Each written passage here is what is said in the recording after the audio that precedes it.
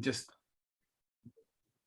Good afternoon. Kent Baim here with Nine Business Group, sitting down for a few minutes with Phil Unger of company name here. And please tell us, Phil, a little about yourself and your company. hey, thanks, Kent. My name is Phil Unger. I'm President CEO of Cadeon Inc. Cadeon Inc. is a 15-year-old data analytics, machine learning, AI company, helping our customers solve all their challenges with their data integration and getting the highest amount of value from their data within their organization. We're located here in Calgary as headquarters, but we actually have customers across North America and in Switzerland and Australia. So I guess that makes us international. So who would be your ideal client then? Well, our ideal client is, so we work, the categories are what we call small, medium business, mid-market. So those are companies that are over 750 million in revenue, right up into enterprise, over $1 billion. And we work in both sectors because information is not biased. Everybody has it and everybody has struggles with it. So our ideal client is someone who's super frustrated, not being able to tell the story about what's going on in their organization or in their department, that knows that the answer's in data and needs to work with almost like a coach or a mentor like Cadeon to help them, get that value that they're looking for. I have a gazillion questions on that, but I don't think we have time for it. We'll maybe get to that next week. It's always interesting to give the audience a bit of perspective on not just where the company is today, but why did you go into business in the first place? Did you start Cadeon, and if so, why? Yes, I did. Cadeon was founded in 2007, as we said, 15 years old. The primary reason was, like, my background is more in the architecture space, like enterprise architecture and just working in organizations, seeing all the different, like how processes work, how information works, applications and technology together, and coming up with plans. So taking a plan for that to implement the strategy of the company. And me and a business partner, we got together in 2007 and we're like, listen, we've been on so many projects where there's always been one or two individuals that, quite frankly, just were in the way. So our notion when we started was, we're going to put together a great team of A players. We're going to go into organizations with our team, and we're just, we're going to work hard. We're going to deliver a ton of value, make some money, have some fun. That was really the genesis of our company. And luckily, my business partner at the time had already been through two companies. So he was like, in essence, a mentor for me, because he had the scars on his back and the smile on his face from doing it 2 other times. So that made it super easy for me to be able to, follow his lead steps of what we needed to put in place. And so that was the essence of why we started. But and we grew exponentially every year. We got basically turned into a resourcing business for full-time and for contract. But then we realized in about 2010, people didn't really want to pay for a team to come in and deliver projects. They still kind of wanted specialists. And then we also saw where everybody was struggling, and they were struggling with information. So we're like, and again, my background as an enterprise architect, everybody was focused on applications. Everybody was focused on technology. Nobody was really looking at the reason why we have apps and technologies, and that's information. So we pivoted hard in 2010 and we said, okay, we're all in on information. And that's where we've been focused ever since. So are you in, I'm going to use, and maybe it's a bit of paraphrasing, but are you in the finishing stage of the business or in dream mode? I call us a 15-year-old startup, Kent. 100. Oh yeah, 100%. The industry that we're in right now, I had an article sent to me recently, is doing about 23% compound annual growth right now.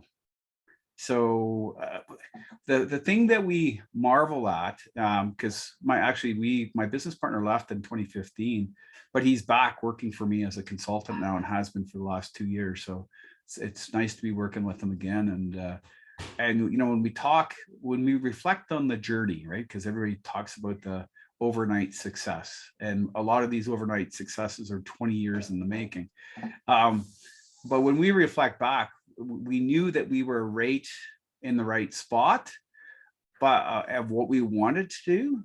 But what we didn't account for was how long it was going to take for the world to get to where we were. That was the biggest surprise. It was like, well, everybody should get this. Like, we've been talking about information growing exponentially for 12 years. And we've been talking about how fast the knowledge of mankind is like exponentially growing.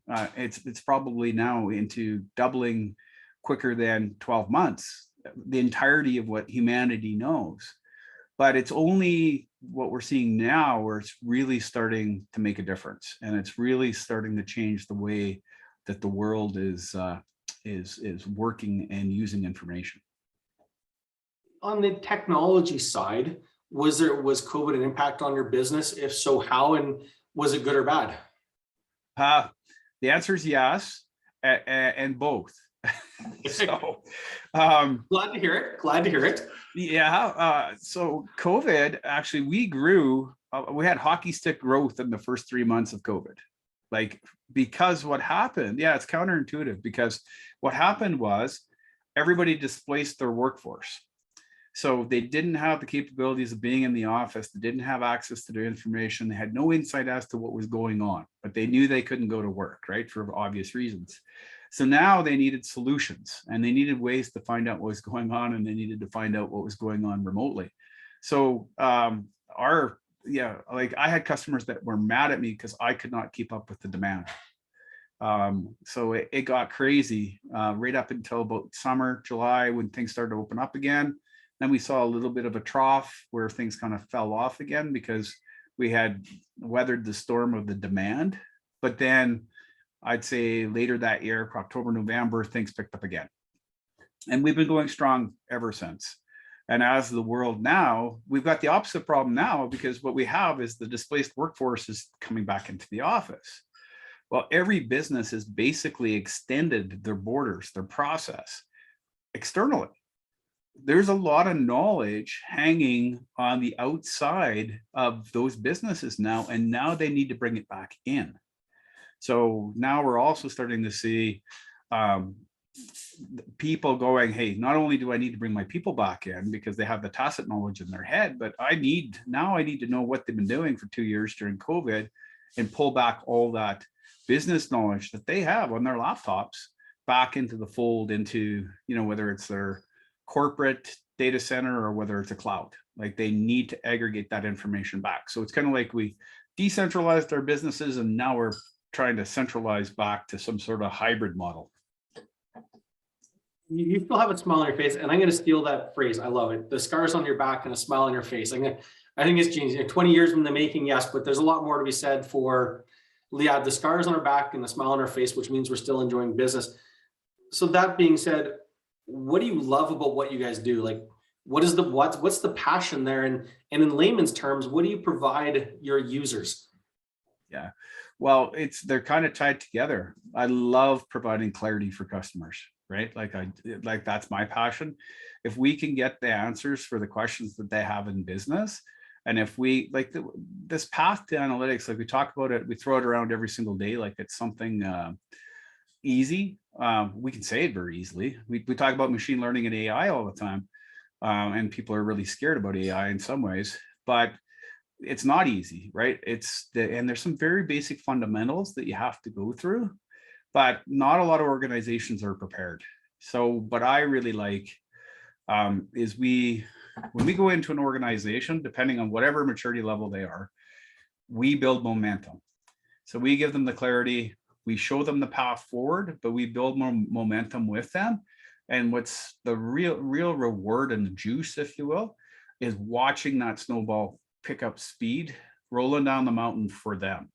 And when they get it and they understand what's starting to happen, they're like, I want more, I want more, I want more. And like time and time again, like that does not get old. I've seen organizations start with, just a small area in the company, a couple of licenses of software, and now they're 50 licenses, because that's the momentum that it's created. Because that data mindset, that asking those questions and making it actionable, so that they know what's going on and they can drive by insight versus by some report or an Excel spreadsheet that somebody whipped together that you have no idea where they got the numbers from, is very, very powerful. And the insight that it provides gives good direction so that companies can make really solid decisions now on where they need to go next. Can you give us some examples without getting into proprietary information or client specifics, but could you give us something tangible that you were help a client do or help them navigate something using in a practical way the data that you were to help them mine and understand? Sure. One of the best examples during COVID, this project started, like I think the COVID lockdown was March 16th. This project started in April. And it was a large 1,000 franchise restaurant chain in Canada.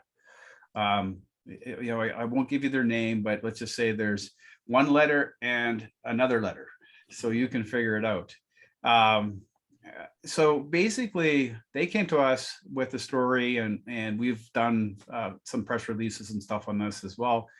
They needed to analyze their menu, because now the whole sit-down experience was gone. Nobody was coming into the restaurants. Well, in fact, they couldn't let anybody come into their restaurants. So it was like, okay, so what about our menu that we're going to sell to our customers now, or how do we need to change to, these COVID times so that they could remain profitable and all their franchises could remain profitable? So that was the first project that we did with this team. And, they were humming and hawing because they had a third-party software as a service package that they were using to do reporting.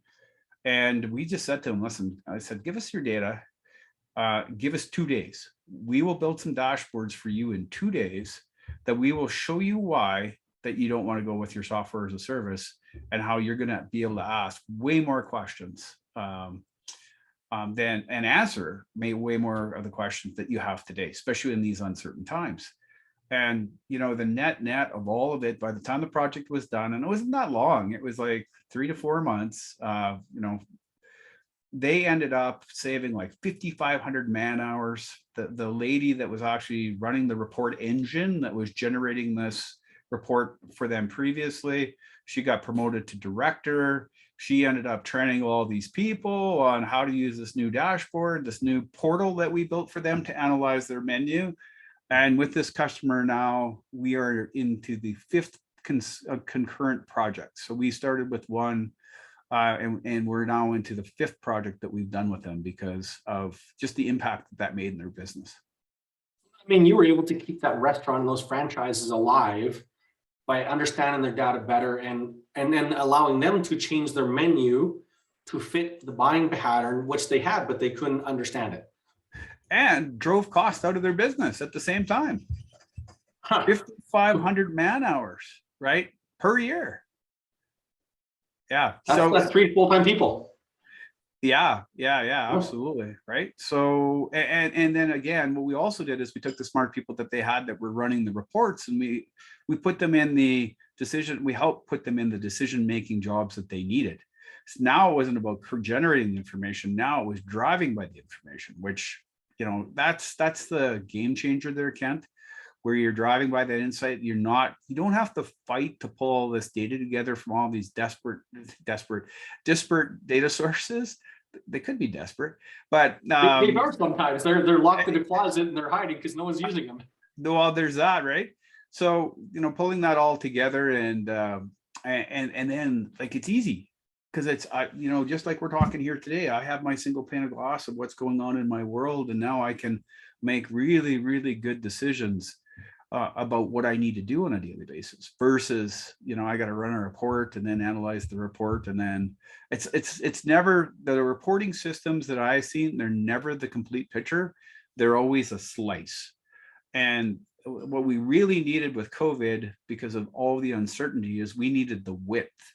As much of the data and as many data sources as you could possibly pull into your decision making gave you as close to a 360-degree view of what was going on. What is the smallest client you've worked with in either number of employees or revenue size? The smallest. What would be the smallest client you would have worked with, or either number of employees or, because I have a couple of clients in that 100 to 150 million space. So, in revenue, and I'm kind of going, is what kind of problems would they have to be having that would be a trigger for me to go, hey, let's introduce you to Phil and his team? We've actually even gone, we're actually working right now with a startup because they have an idea. It's in the automotive industry. They have an idea, and they need the kind of services that we have. And again, their budget is tight, but because that's the great thing about what we do. It doesn't cost a fortune to get started, right? And then when you see the savings, that builds the momentum. So if it's a $150 million client, absolutely we can help. I mean, these guys, they'd be lucky if they're $1 million, right? They're probably not. But generally, because of the the work that we do, yeah, we see all shapes and sizes, but the general range is probably more to that 500 million and up. But yeah, we've definitely worked with smaller. Thank you. What's the biggest learning since you've been a business owner?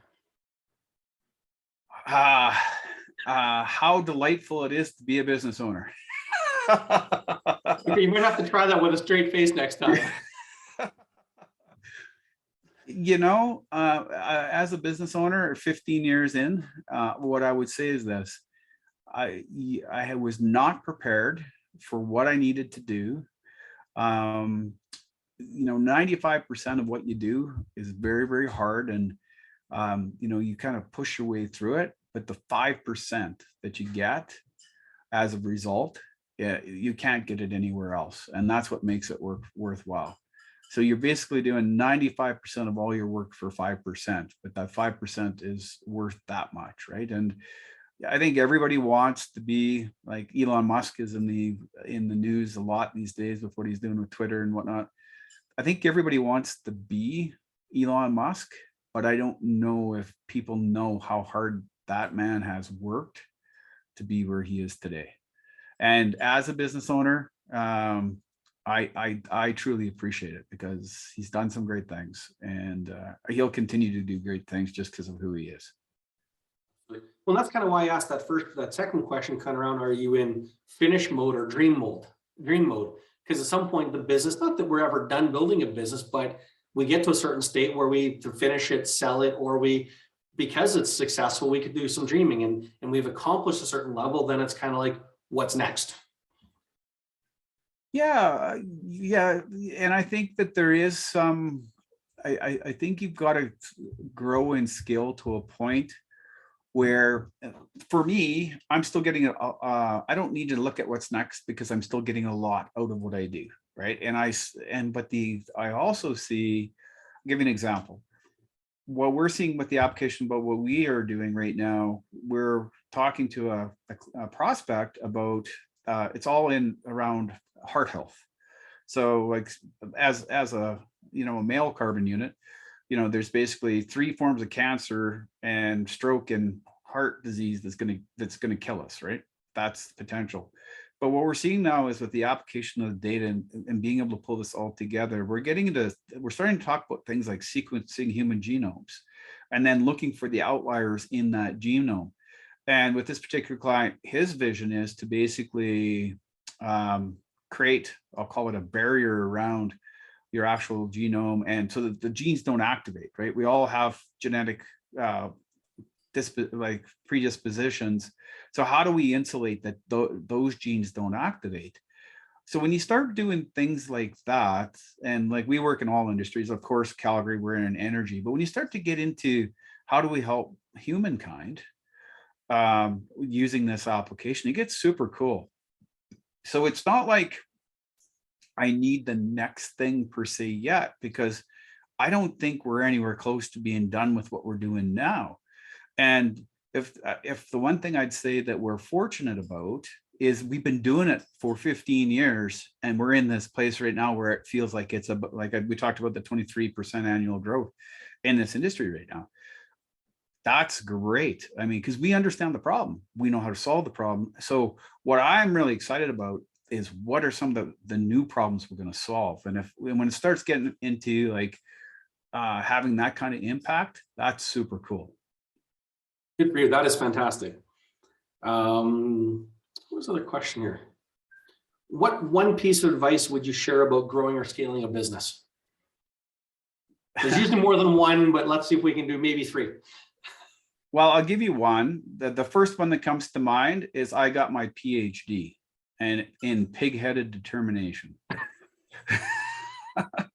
It takes, just think about the hardest thing you've done in your life and then multiply it by 10, right? Like it is a grind. It is, especially with scaling. So starting a business, that's one thing, right? Because if you start a business, I mean, if it's a franchise, it's pretty easy. It's a defined model.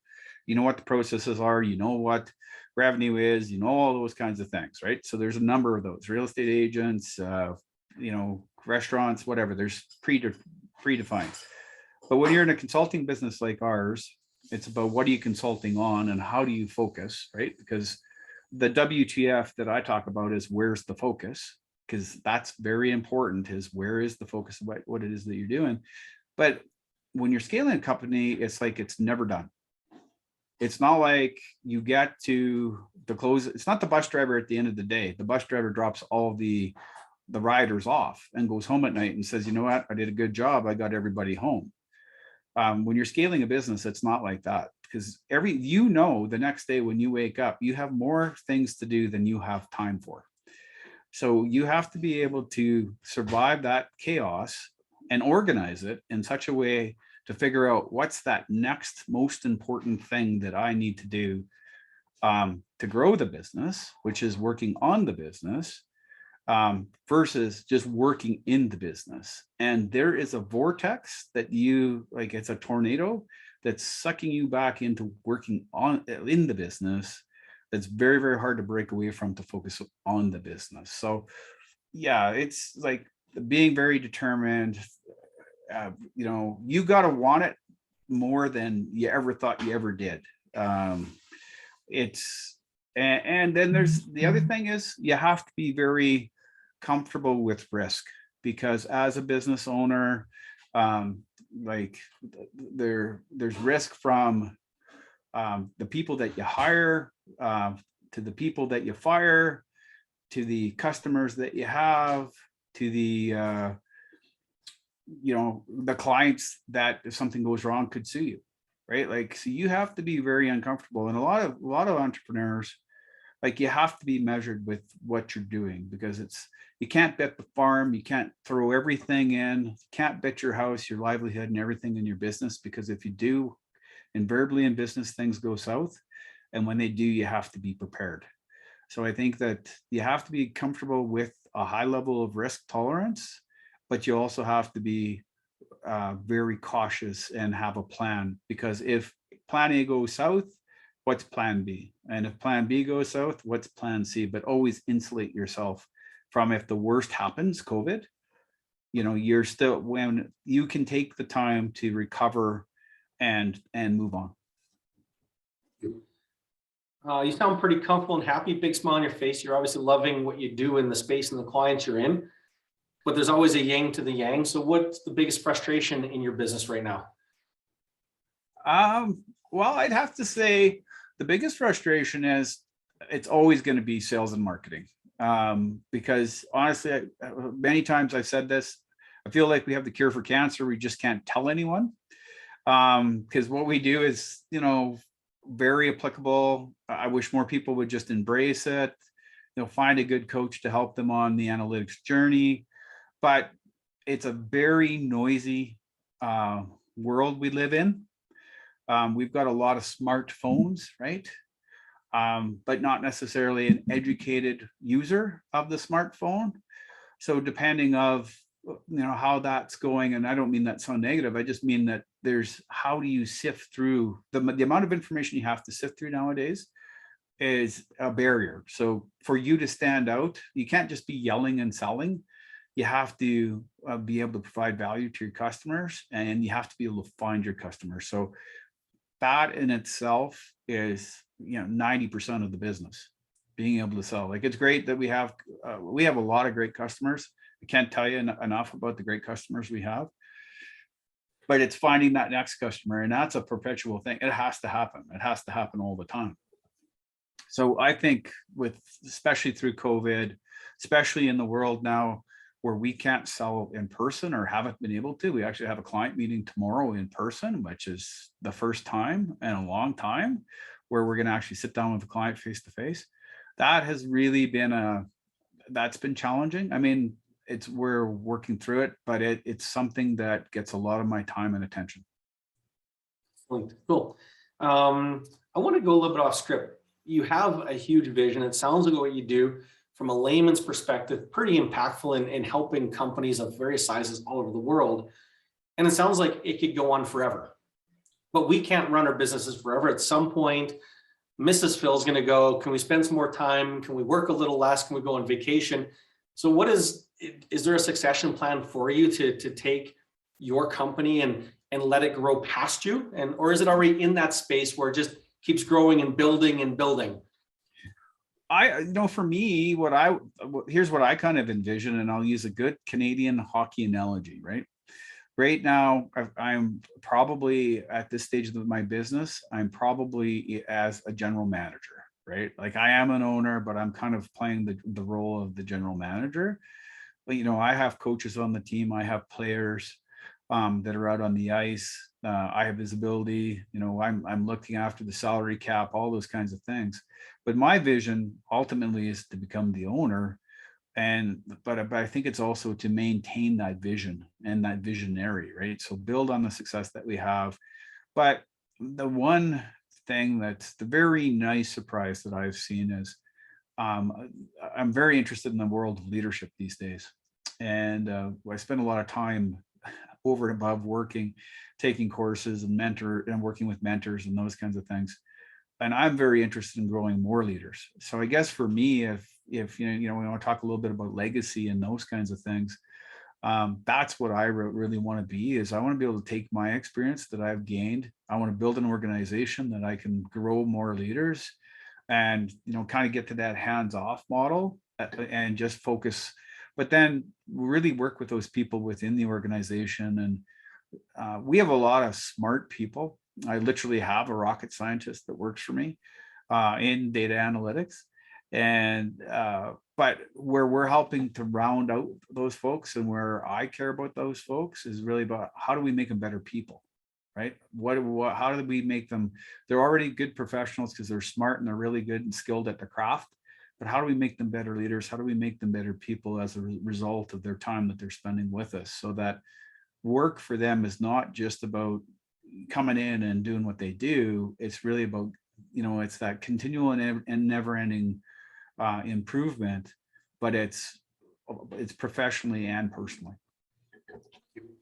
In the last couple of months, the more and more people I talk to in these interviews and kind of getting out to the marketplace, I'm finding somewhere between 10 and 20% people are using quote unquote outside counsel, advisors, coaches, strategists, etc.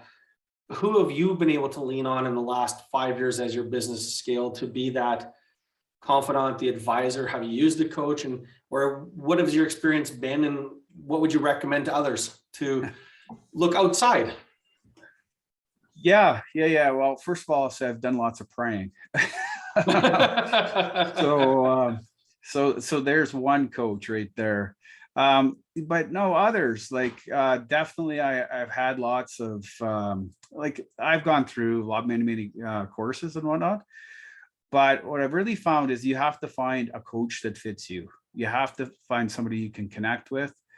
And you have there's a lot of people in the coaching space. There truly is. And I've worked with I've been blessed to work with some of the truly some of the best.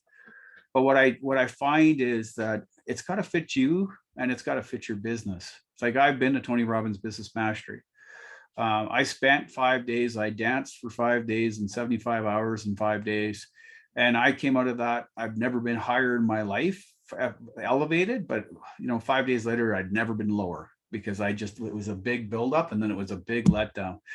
And Tony does lots of great work. I'm not saying anything negative about Tony, but I think, is there value in coaching? 1000%, right? If you're, depending on where you are in your journey, and this whole journey is about learning. And success, as Tony talks about, success leaves a trail of breadcrumbs. And you want to work with the people that know kind of the recipe, to find the breadcrumbs, because there's a certain amount of things that you need to have in place to be successful. And if you've never done this before, you don't know what it is. Give you an example. Everybody, when they start a business, I think they look at their bank account and they go, okay, well, that's how my business is doing. And the answer is no. That's not how your business is doing. That's a moment in time.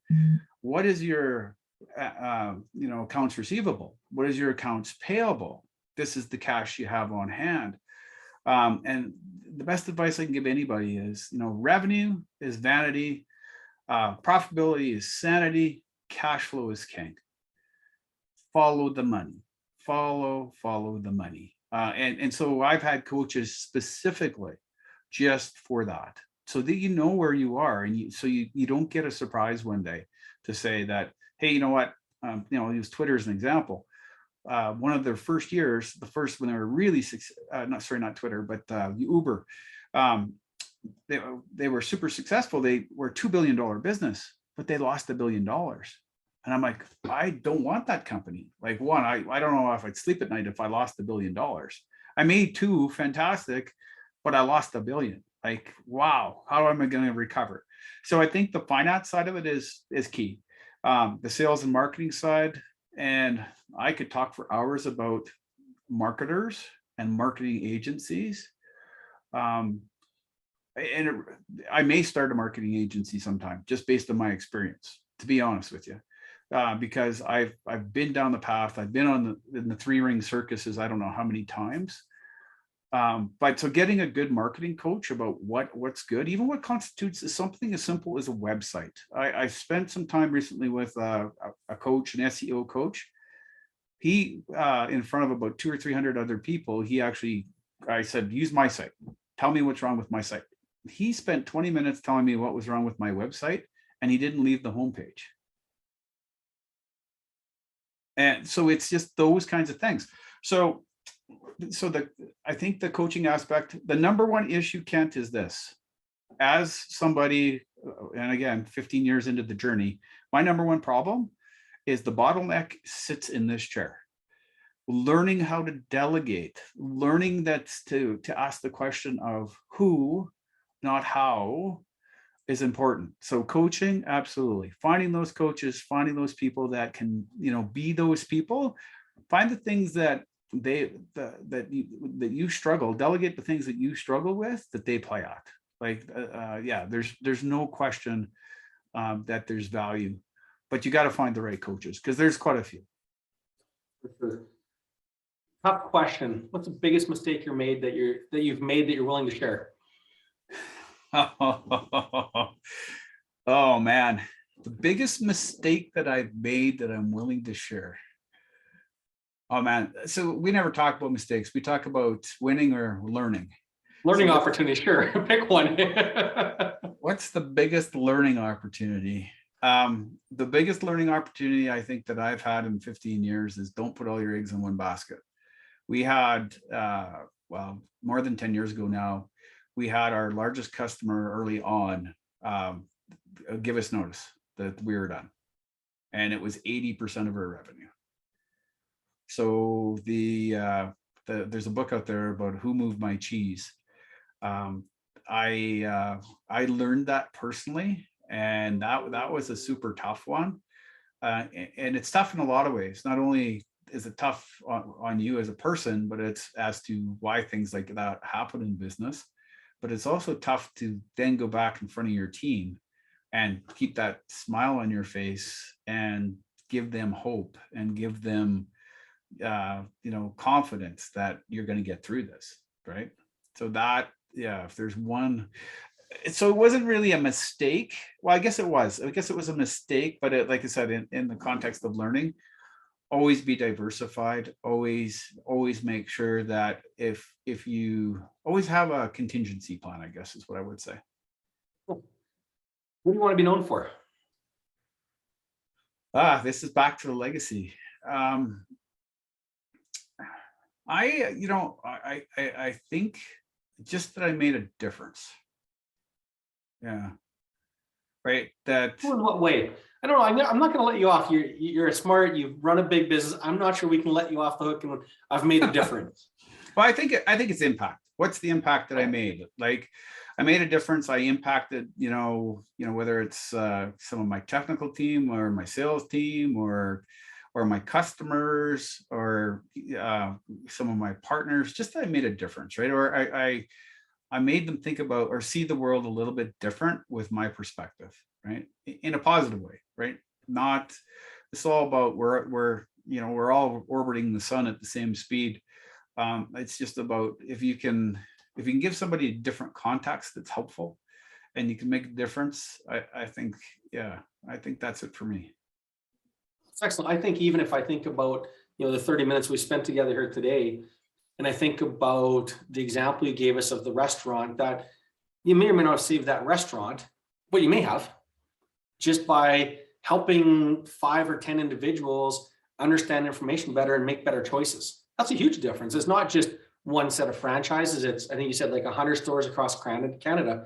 That's a tens and thousands of employees that have a job today that maybe didn't have a job had you not been there to help their parent company or the organization understand their data better. That's a big difference. Yeah, it was 1,000 franchises. And, I think the thing that we gave them is we gave them hope. Yeah. Right. Yeah. And I think that's and it was at a very timely time. Yeah. Because hope was very low at that time. Yeah, well, I'm trying to forget. It seems like yesterday, but it's slowly distancing in the mirror. So anything you want to close with before we wrap up? Well, number one, thanks. I appreciate you taking the time to speak with me today. Yeah, I guess if anybody sees this and would like to find out more or has questions about anything I've commented on today, by all means, you can find me on LinkedIn. You can find me in many, many places. But no, I think it's, and any aspiring entrepreneurs out there, right? Like, I think the thing to say is, this is hard, but it's worth it. But you got to know what's hard first. 100%. Yep. 100%.